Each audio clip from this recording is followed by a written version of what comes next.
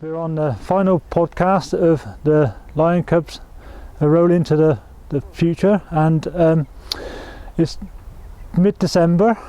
As you can see, it's a bit frosty out, and we've actually managed to let all the cubs and Malaika in with all the females and the older cubs.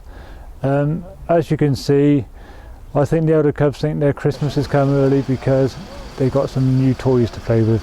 4 new toys in the shape of Simba, Nala, Enzi and Nyota, and they're really enjoying themselves.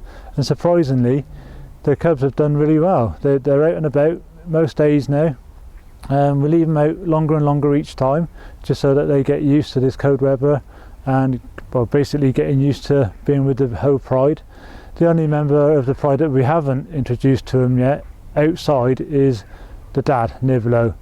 Mainly because we think maybe Mum might be a little bit aggressive towards him because he's a big male, and if there was anything that did go wrong, I'm sure the cubs would be in the way somewhere, and we didn't want them to get hurt. But you know, they're tough little creatures. As you can see, they do get a lot of attention from the others. It's all harmless fun, but they do get a little bit wet and soggy, so the longer they're out, the better for them to mix with the pride. But we have to think about their welfare, and we do put them in early so they can dry off and Mum can have a bit of a rest as well, because you know, it's hard work looking after 4 youngsters.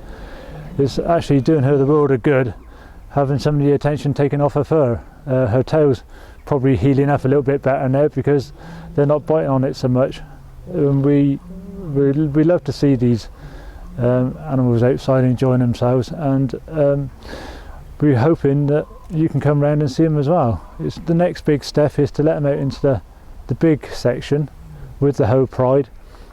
As it is now, we're just content on getting them introduced into the pride, so for the next day or 2 that's what we'll be doing. It seems to be going very well at the moment. We keep our fingers crossed, and hopefully nothing will go wrong.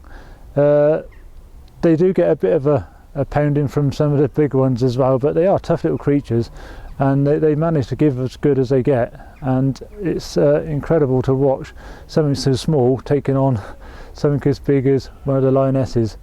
It's incredible that they can actually take that sort of punishment, if you, for lack of a better word. So hopefully we look forward to you coming round to see these cubs.